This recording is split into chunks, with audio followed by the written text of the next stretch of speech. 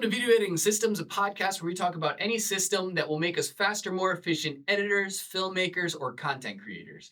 Today, we're talking about the brand new DaVinci Resolve version 20. Welcome back. If you're new here, my name is Devin Dennis. I'm a remote video editor living in Argentina.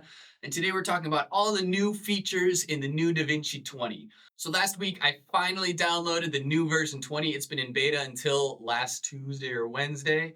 I try to wait until it gets out of beta and they actually release it because sometimes there are a few issues.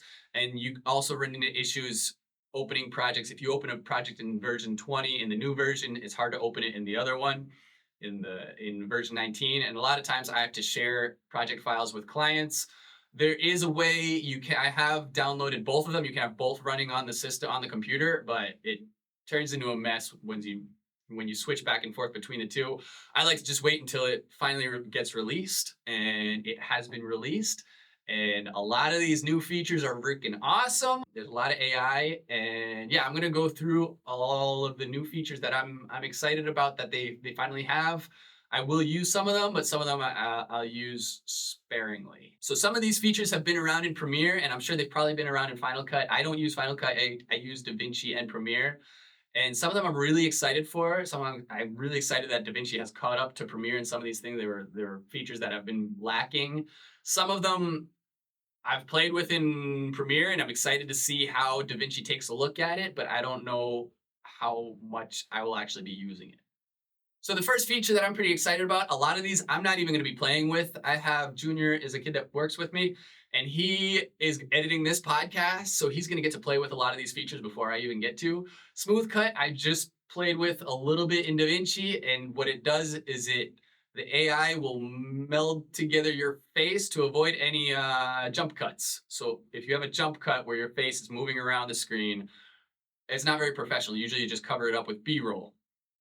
But with a smooth cut, if you don't move around too much and if you don't talk with your hands, which I do a lot of, the AI will kind of cross-dissolve the two clips and fill in some frames to blend it so that it doesn't look like there's a jump cut. IntelliScript is next level editing as far as text-based editing has been around for a while, and that's kind of similar to what IntelliScript editing is. I didn't use text-based editing that much. What text-based editing is the computer will transcribe everything that is said in the A-roll. So all of this interview, it'll transcribe everything, and you can jump around the clip looking for certain words, or you can also find repeat sections if I mess up and I repeat a section. Now what IntelliScript does is when I mess up and I start to repeat what has already been said, it will make a clip that isn't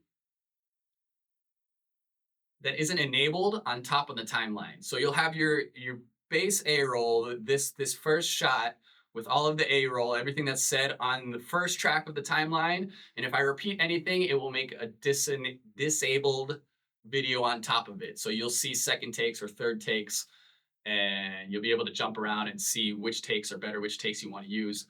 It's epic. I'm really excited about that, and I can't wait to use it. Multicam Smart Switch is a feature that has been around. There's been a plugin, a paid plugin. There's a few, you could kind of get some free plugins, and there was a free trial. I was paying for a while when I was editing more podcasts. What Multicam Smart Switch will do is if you have two speakers and two camera angles, it will automatically figure out who's speaking and cut to who is speaking. So it'll automatically cut which camera angle. Now in DaVinci 20, you can do this for free with the paid version. If you pay for DaVinci, you get this Multicam Smart Switch. So that's awesome. The AI music editor, I feel like a lot of people are really excited for this. I'm not a huge fan of it.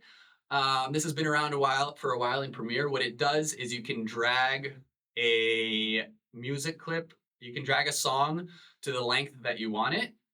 Now, I think that musicians make great editors, and I think it's really important to feel what the song is doing, to see what your video is doing, to get the feel.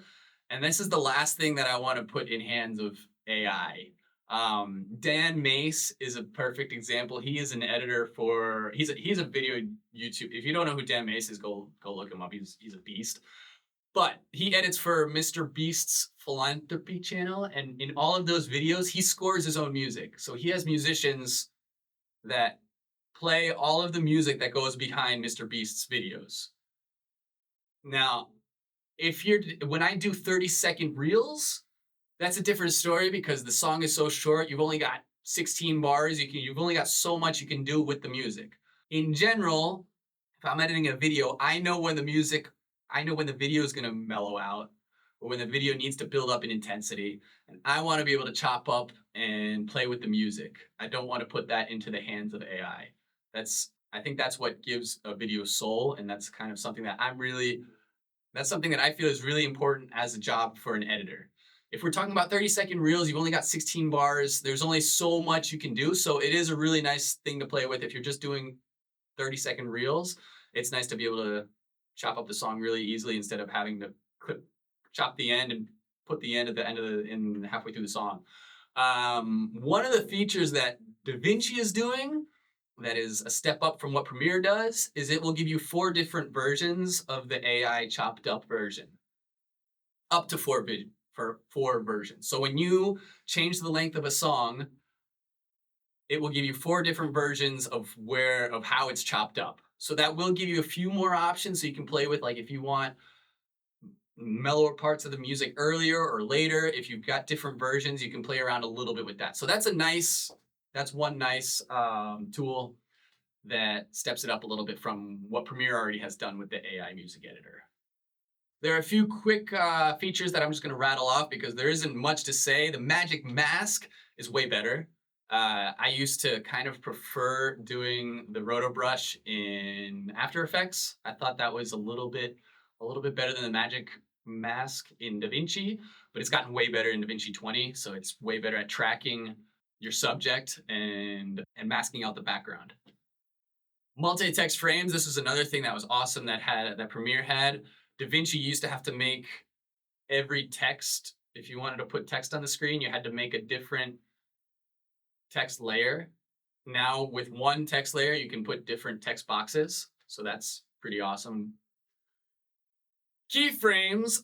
Finally, everyone kind of hated the keyframes, that you couldn't use keyframes in DaVinci. You could use them, but it wasn't as simple and it wasn't as easy as in Premiere. This is one of the things that DaVinci was really lacking, and now the way that you used to have keyframes in Fusion, you have it directly in the edit page, and this is a crazy awesome step up. Just the fact that it's in the edit page just makes it way better than it used to be.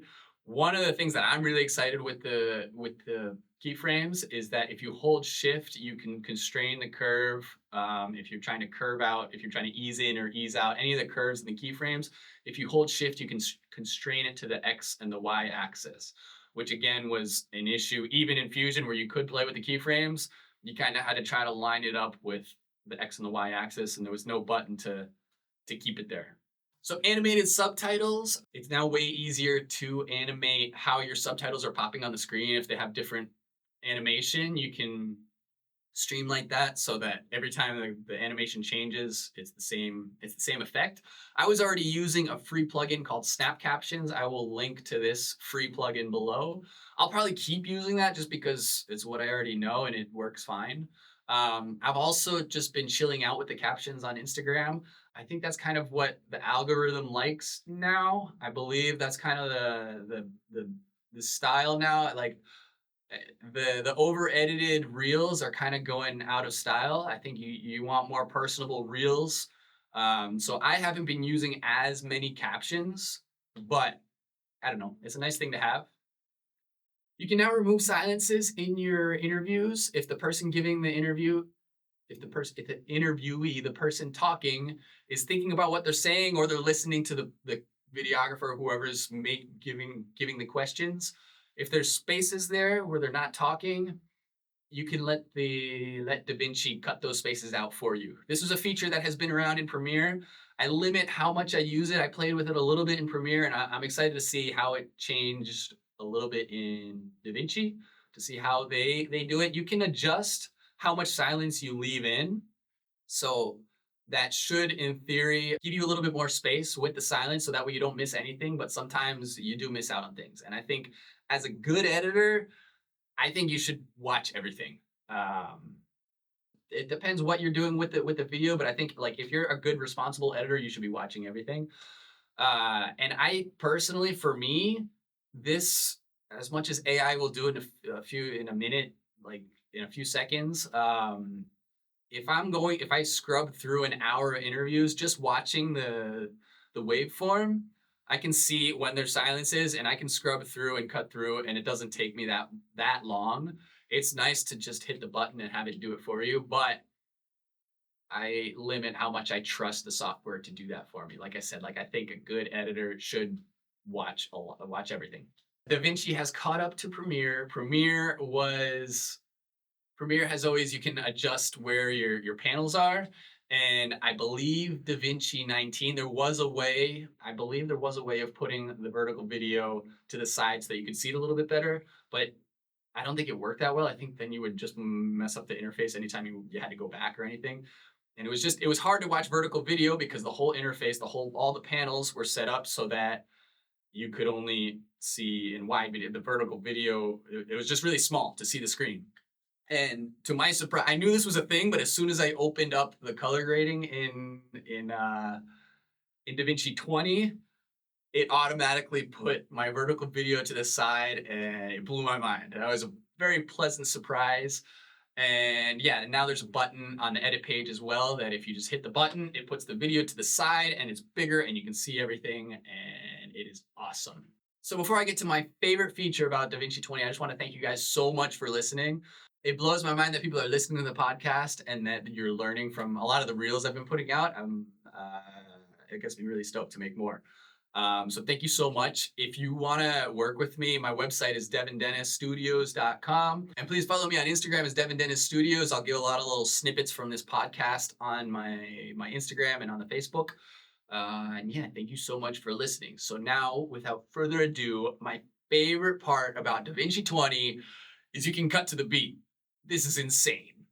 This is going to save so much time. If you just right mouse click on a music track and hit show beats, it's going to show you when the beat is, and you can adjust and snap video clips or audio clips to the beat of the music. This is blowing my mind. I never even thought about this, but this is going to be epic. It's going to save so much time. So I hope you enjoyed this episode. I hope you got a lot from it. Let me know if you did, and I will catch you on the next one.